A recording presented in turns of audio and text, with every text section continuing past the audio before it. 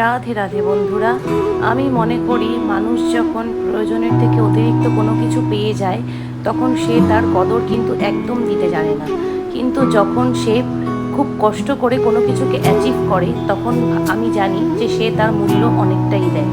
তো এরকমই অনেক জায়গাতেই অনেক ক্ষেত্রেই আমাদের নিজেদের সাথেও হয়ে থাকে।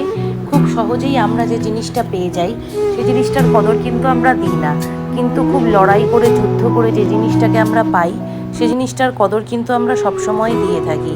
তাই সহজেই কোনো কিছু পেও না, আবার খুব সহজে কোনো কিছু পেয়ে গেলে সেটার আবার কদর থাকবে না। তো এটাই হচ্ছে কথা। তো আমি কিন্তু জীবনে অনেক কিছুই অনেক কষ্ট করে পেয়েছি।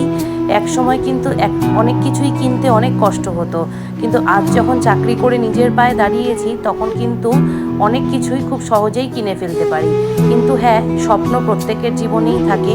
সেই স্বপ্নগুলোকে আমাদেরকে বাস্তবে রূপায়িত করতে গেলে অনেক কাঠখড় পোড়াতে হয়, তবে ঈশ্বরে ভরসা রাখলে সেটা নিশ্চয়ই সম্ভব।